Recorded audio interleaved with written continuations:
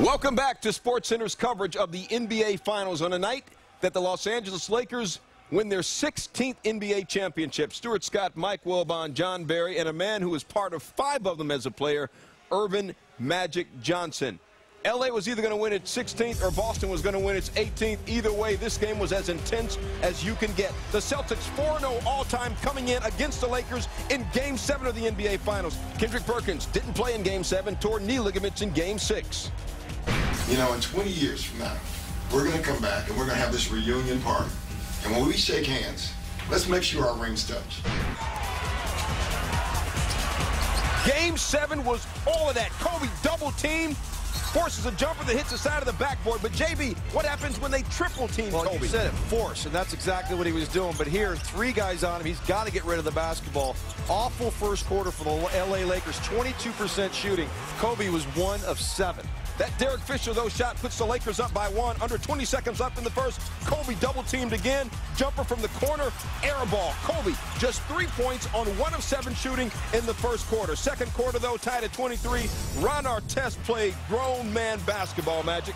He was fantastic. 20 points. And he also set the tone for the Laker defense there. He got an offensive board and put it back in. It was his activity that really got the Lakers going. Lakers with the 11-0 run, they take a 2-point lead. But Paul Pierce, half some for 3. 1 of 6 Boston threes, Celtics up 7. Next Laker possession, Ron Artest fouled underneath by Pierce. They tangle. We said it was physical. JB, what happened here? Well, it looked like Ron Artest tried to arm lock Paul Pierce. No big deal. Something the NBA should take a look at. The double technical foul, enough. I've seen enough. Get the culprit. Get the instigator. That's right. Under 20 seconds left in the half, Kobe's tough 3 comes up short. Lakers down 6 at halftime. 8:30 left in the third. Paul Pierce misses the jumper. Rajon Rondo. Wilbon, how does he do this? I mean, he's so quick and he has such good instincts for the ball. Also, just 2 rebounds shy of another triple-double in Game 7. But look how he has a nose for the ball like a cornerback there. He's 6'1", but his wingspan is 6'9". That's a 13-point lead for the Celtics. Later in the third, Kobe drives, hangs, but turns it over. Back the other way. Rondo to Pierce. Pierce pulls up. The Finals MVP from 2 years ago, booyah! He had 18 points. But, JB, how did L.A. come back on the offensive glass? Well, Pau Gasol was the guy. It was the offensive glass all night long. 23 of them. They just destroyed the Celtics. Kendrick Perkins, boy, did they need him. 7:30 to go. Lakers down 3. Artest gets the pass underneath, scores, and 1. We are tied at 61 after the free throw. Just over a minute later, Lakers down 3. How about Derek Fisher? One of the classiest men you'll ever meet. Banging in the 3. Ridiculous shot. We're tied at 64. 5:30 to go. Lakers up 2. Finally, Magic. Kobe gets unhinged. Yeah, he had 10 points in the fourth quarter. There, a pull-up. He finally got away from Ray Allen, got some separation, and hit the jump shot. Laker bench all fired up. Doc Rivers gives his team a pep talk. If you want this, go get it, all right? Go get it. Go get it. Keep pushing the ball up the floor. Later in the fourth, Lakers still up 4. Pau Gasol was just on fire. Underneath while double team, Lakers by 6. Next Celtic possession. What kind of game did Rasheed Wallace have, JB? I like this game. He did a good job in the absence of Perkins. He rebounded the ball pretty effectively, made some huge shots like that one right there that got the Celtics back in it. Best stretch of the game, maybe the best stretch of the entire playoffs. Wallace hit the 3. Ron Artest came back and hit a 3 that put the Lakers up 6. But Ray Allen, the prettiest jumper in the game, holla! On the court where he set the record for most threes in a finals game earlier in this series, brings the Celtics within 3. Next Laker possession. Kobe misses from 3. Gasol gets the board. Back to Kobe. Drives. Fouled. He'd make both free throws. Lakers lead 81-76.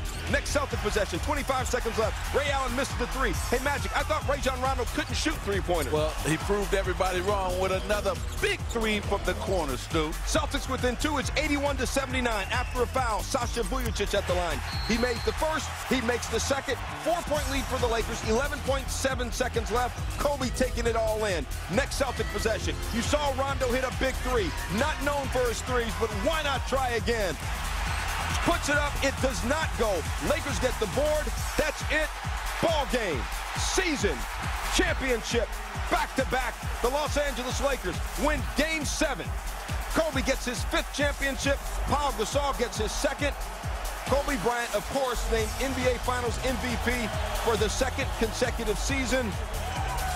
The LA Lakers, with their fifth different set of at least consecutive championships in their history. Magic, you said Pau Gasol very emotional on the court afterwards. Yeah, he was just crying, and it was an emotional thing for the whole team. Derek Fisher was crying. You know, Lamar Odom was crying. They finally understood what this rivalry was all about, and they had to have everything. It took everything physically and mentally to beat the Celtics. Kobe with 23 points, only 6 of 24 shooting. We talked about Gasol, 19 points, 18 rebounds. Ron Artest with 20. The LA Lakers are on top of the basketball world. They showed it, they felt it, they sounded like it. Well, this is the sweetest. You know, it's we've been downplaying the whole series, the rivalry between us and the Celtics, because we had to focus on what we had to do. But we understood how bad the city wanted it. You know, there's no question about it. And this one's by far the sweetest because it's against them, and because it's the hardest one by far. I wanted it so bad, and sometimes you want something so bad it slips away from you. And my guys picked me up. I mean, I can't say enough about the Spaniard. But that guy's unbelievable and just a hell of a player. And we wouldn't have won it without him. It was an incredible feeling to be able to be in the position that we're in, the relationship that we developed, to be able to be teammates. You know, at this point in my career, it's pretty unbelievable. So I'm extremely thankful for everything, and that's why I try to give my very best every single time that I'm out there. We make them, go through all kinds of, difficult things during the course of a year. Ask them to play injured. Ask them to play with injuries. And, they're a willing group, and I'm very proud of them, and I'm very happy for them. I think that's really the joy. To have put in 114 games and coming out this way at the end, there's a certain sense of gratification, and that's what I have to believe in.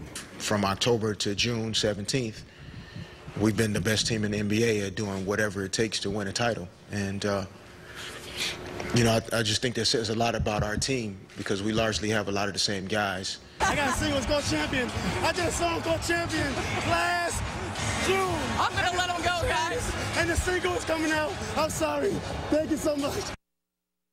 How about this? For the pantheon of all-time greats in the NBA, Kobe Bryant is now the 4th player in history to have 5 NBA titles and multiple Finals MVP awards, joining Kareem, Michael, and that real good-looking fella 3rd down on the list, our colleague Magic Johnson. And we will talk a lot about Kobe Bryant for sure. He's the greatest player on this team. He's the greatest player on the planet.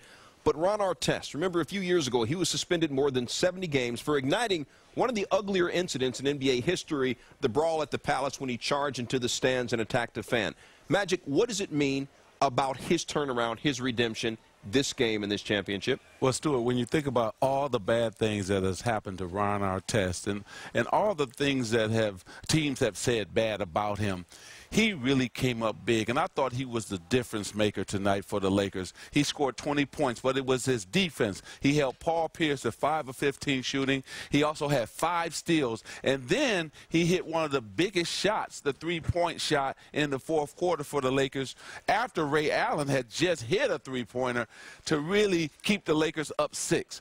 But I thought it was his effort and his energy that really made the difference, and when the Lakers were struggling, JB, it was Ron Artest who carried it and then put it in Gasol's hand and Kobe Bryant's hand in the 4th quarter. Well, 4th quarter, that's what you mentioned. And in a Game 7, to get a tie game with 7 minutes to go for an NBA championship, you can't ask for more than that. I mean, it was terrific. 61 all, 7 minutes to go, and it was fireworks. I mean, when points were coming at a premium, Derek Fisher, who hadn't knocked in a 3 in the first 6 games of the finals, he knocks down a huge one. Kobe Bryant struggled all night. He knocks down a shot. And Pau Gasol on the defensive end, great block on Paul Pierce, and somehow gets this to go after Paul Pierce blocks the shot. And then Ron Artest, like Magic mentioned, knocks down a huge 3 with a minute to go. And here, the biggest offensive rebound of the night. There were 23 of them, but that one there, Pau Gasol, it was huge. I mean, you've got to credit this Laker team. They go for a 30-point 4th quarter when no one could score. They got 16 free throws in that 4th quarter. They went to the free throw line 21 times. They were clearly the aggressors. They were the more physical team, something that we definitely could not say about this Laker team 2 years ago when they went up against the Celtics. So I guess Kobe Bryant has a team around him. But I mean, make no mistake, he is the best player in the game today. I mean, there should be no doubt about that. Because even on a night where he was shooting terribly, I mean, had nothing. Those balls were barely grazing the rim early in the game because he was being double and triple teamed very effectively by the Celtics. He rebounded. He played defense. He lent his energy. He listened to his coach when Phil Jackson said at the end of the third quarter, "You're trying to do too much here." And we talked about that, the possibilities of that in Game 7. But I thought what I wanted to hear from Kobe Bryant was what he thought about beating the Lakers. I know publicly he didn't say much, but privately at various points, you knew that he had listed the Celtics. I'm sorry, beating the Celtics.